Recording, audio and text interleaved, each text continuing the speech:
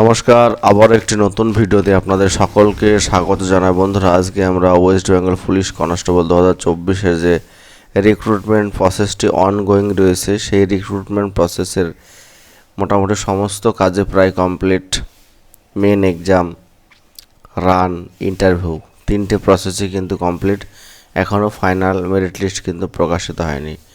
আজকে আমরা এই ভিডিওর মাধ্যমে মূলত তিনটি বিষয় নিয়ে আলোচনা করব। এক নম্বর রয়েছে যে ভ্যাকান্সি বাড়বে না কমবে।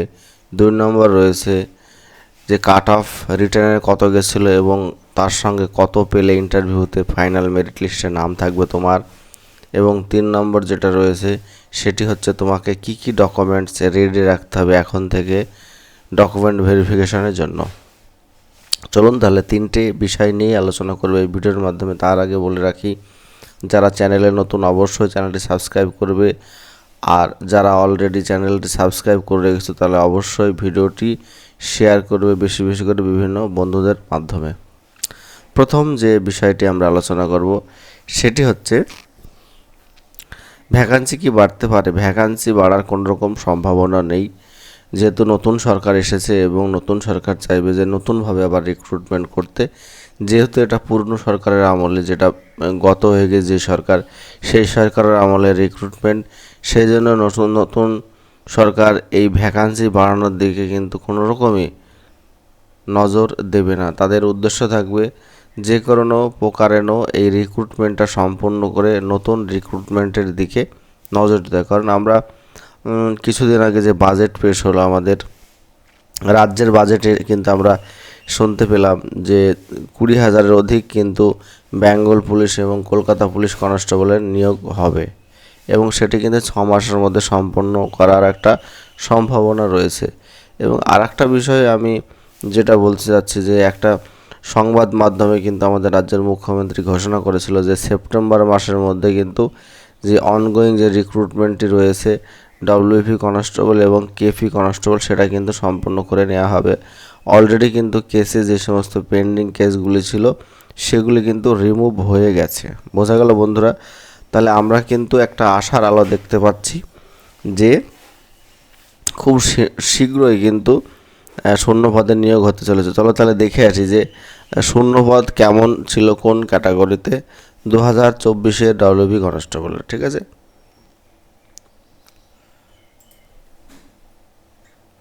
আমরা যদি শূন্যপদের দিকে নজর দিই তাহলে মেল ক্যান্ডিডেটদের অর্থাৎ পুরুষ যে কনস্টেবল রয়েছে তাদের শূন্যপদ ছিল 8,212টি এবং ফিমেল ক্যান্ডিডেটদের শূন্যপদ ছিল 3,537টি। মোট শূন্যপদ ছিল ডব্লিউবি কনস্টেবল 2024-এর 11,749টি। কিন্তু অত্যন্ত দুঃখের যে বিষয়টি হচ্ছে যে জেনারেল যারা ক্যাটাগরির মধ্যে পড়ছে, জেনারেল বলতে ফ্রেশ যারা স্টুডেন্ট রয়েছে, ফ্রেশ স্টুডেন্টদের কিন্তু তুলনামূলকভাবে অনেকটাই কম ভ্যাকান্সি রয়েছে। যদি আমরা দেখি এখানে আনরিজার্ভড ইউআর 840টি পোস্ট ফ্রেশ ক্যান্ডিডেটদের, কিন্তু আনরিজার্ভড ইসি যেটা শূন্যপদ রয়েছে 1,007টি। এখানে 1,007টি শূন্যপদ দেওয়ার কোনো রকম মানে হয় না। আমরা যদি জেনারেলের দিকে দেখি, জেনারেল যে ভ্যাকান্সি রয়েছে ইউআরদের, সেখানে 840, 107, 672, 336, 672, এই যে ভ্যাকান্সিগুলি 168, এই যে ভ্যাকান্সিগুলি রয়েছে। স্পোর্টস কোটা আনরিজার্ভ ঠিক আছে 168টা, এখানে তবুও এতটা দেওয়া উচিত নয়, 100-র নিচে হলে ভালো হয়। কিন্তু দেখছি তাছাড়া সিভিক ভলেন্টিয়ার, ভিলেজ পুলিশ, এই সমস্ত ভ্যাকান্সি দিয়ে কিন্তু ভরিয়ে ফেলেছে আগের যে 24-এর রিক্রুটমেন্টটা। ফ্রেশারদের তুলনামূলকভাবে অনেকটা কম ভ্যাকান্সি রয়েছে। যাদের ভ্যাকান্সি প্রয়োজন অর্থাৎ যারা ফ্রেশ ক্যান্ডিডেট তাদেরই কিন্তু শূন্যপদটা বেশি দরকার, সেই জায়গায় আমরা দেখছি তাদেরই শূন্যপদটা কম। মানে হনুমানকে কলা দেখানোর মতো পরিস্থিতি যে নামেই 12,000 ভ্যাকান্সি, কিন্তু ভিতরে গিয়ে যদি আমরা দেখি তাহলে সব কটা ক্যাটাগরি মানে ফ্রেশ যে ক্যান্ডিডেট যারা রয়েছে তাদের জন্য ভ্যাকান্সি কিন্তু একদম কমিয়ে দিয়েছে। এটা একটা অত্যন্ত দুঃখের বিষয়। কারণ যদি 2024-এর 12,000 ভ্যাকান্সির মধ্যে যদি ফ্রেশার ক্যান্ডিডেটদের যদি একটু নজর দিত তাহলে কিন্তু অনেক ছেলে মেয়ে কিন্তু চাকরি পেয়ে যেত। আমার একটা বক্তব্য হচ্ছে, যারা অলরেডি চাকরি করছে সিভিক ভলেন্টিয়ার হোক, ভিলেজ পুলিশ, তারা একটা চাকরি করছে, কিন্তু যারা একদমই ফ্রেশ বেকার তাদের দিকে একটু নজর বেশি দেওয়া উচিত সরকারের। যাই হোক না কেন, সে পুরনো কথা সব কিছু যেহেতু কমপ্লিট হয়ে গেছে, আর নতুন করে কিছু বলতে চাই না। নতুন সরকারের কাছে আমাদের একটা নিবেদন থাকবে, 100% যে রোস্টার সিস্টেম রয়েছে সেই রোস্টার অনুযায়ী কিন্তু নতুন করে ভ্যাকান্সি যদি বের করা হয় তাহলে ফ্রেশ ক্যান্ডিডেটদের একটা সুযোগ থাকবে। বোঝা গেল? এবার চলো দেখে আসি যে 2024 যে পরীক্ষা হলো, মানে যেহেতু ডব্লিউবি পরীক্ষা একটা পরীক্ষা হয়েছে লিখিত পরীক্ষা, সেই লিখিত পরীক্ষার কাট অফ কেমন ছিল। যদি আমরা দেখি যে মাঠের জন্য যে ডাকা হয়েছিল ফিজিক্যাল এফিসিয়েন্সি টেস্ট এবং physical measurement test 2024 WB constable, সেখানে কিন্তু কাট অফ স্কোর গেছিল ছেলেদের ইউআর ক্যান্ডিডেট যারা ফ্রেশদেরই আমি বলবো 48.50। পরীক্ষা কিন্তু 85 নম্বরের মধ্যে হয়েছিল, 25-25-25, অর্থাৎ ম্যাথ 25, জিআই 25 এবং জিকে 75 এবং 10 নম্বর ছিল ইংলিশ। ঠিক আছে, সেই 85-এর মধ্যে ইউআরদের গেছিল কাট অফ, ছেলেদের বলছি 48.50, ইডব্লিউএসদের গেছিল ছেলেদের 28, তারপরে এসসিদের গেছিল 39.25, এসটিদের গেছিল 32.50, ওবিসি এদের গেছিল 41.50 এবং ওবিসি বিদের গেছিল 41.25। এটা ফ্রেশ ছেলেদের কিন্তু কাট অফটা বললাম আমি। এবার যদি ফ্রেশ মেয়েদের কাট অফ দেখি আমরা, যে মেয়েদের ইউআরদের গেছিল কাট অফ 36, ইডব্লিউএসদের 12, এসসিদের গেছিল 26.25, এসটিদের গেছিল 27.25, ওবিসি এ 24.75 এবং ওবিসি বি হচ্ছে 27। মেয়েদের কিন্তু যে আহামরি কাট অফ সেটা কিন্তু যায়নি।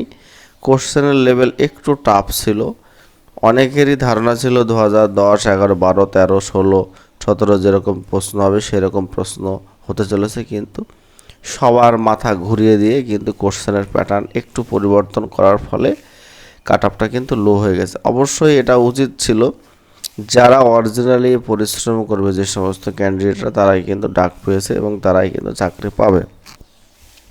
এবার যদি আমরা বিগত দিনের ইগুলো দেখি তাহলে সেখানে কিন্তু আমরা মেন যে পরীক্ষার কাট অফ হয়েছিল তার সঙ্গে মোটামুটি 6 থেকে 7 ধরা যাক যে এসসিদের এখানে গেছে কাট অফ মেনে 39.25। এখানে যদি মোটামুটি কারোর 45 মতো স্কোর থাকে, অর্থাৎ 6 যদি বেশি পায় মানে ইন্টারভিউতে 15-এর ভেতরে, তাহলে কিন্তু তার সম্ভাবনা থাকবে। ঠিক আছে, 6 নম্বর, 6 থেকে 7, তার বেশি নয়।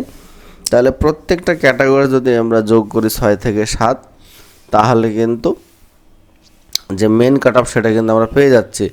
এখানে যদি আমরা জেনারেলদের যদি দেখি 48.50 মানে 48.5, এখানে 6 যোগ করি তাহলে কত হয় 54.50।